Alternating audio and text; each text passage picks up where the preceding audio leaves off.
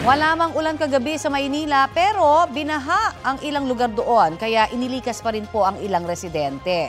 Ang itinuturong dahilan ang bumigay na pumping station doon. Balitang hatid ni Jomer Apresto. Nagmistulang ilog ang bahaging ito ng UN Avenue, corner Quirino Avenue sa Paco, Maynila.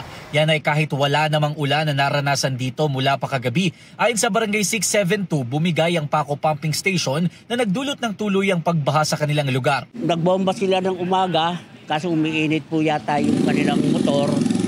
Kaya bali ng pagdating po ng hapon, nag-abiso na po sila sa karatig na barangay. Mas malala raw ang sitwasyon kahapon na umabot pa hanggang baywang ang taas ng tubig. Sa pag-iikot ng GMA Integrated News pasado alas 3 ng madaling araw kanina, gutter deep pa ang taas ng baha sa bahagi ng UN Avenue at Quirino Avenue. Naabutan pa namin ang isang motorsiklo na tumirik sa gitna ng kalsada. Tinulungan ng rider na magtulak ng dalawang taxi driver na naghanap naman ng kanilang plate number na inanod dahil sa baha. Ang sasakyan naman na ito, umatras na lang at hindi na isinugal ang paglusong sa baha.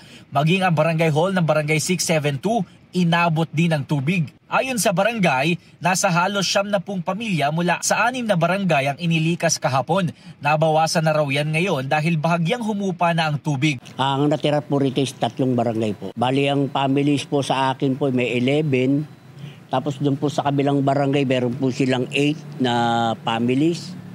Tapos dito po sa kabila, meron po silang 7 yata. Narito ako sa Lukban Elementary School sa Paco, Maynila, kung saan pansamantalang nanunuluyan ang mahigit 20 pamilya na apektado ng nangyaring pagbaha. Di pa malinaw kung kailan posibleng maayos ang pumping station, pero agad naman daw pauuwiin ang mga residenteng apektado sa oras na humupa na ng tuluyan ng tubig. Sinusubukan pa namin makuha ang panig ng MMDA at ng Manila LGU.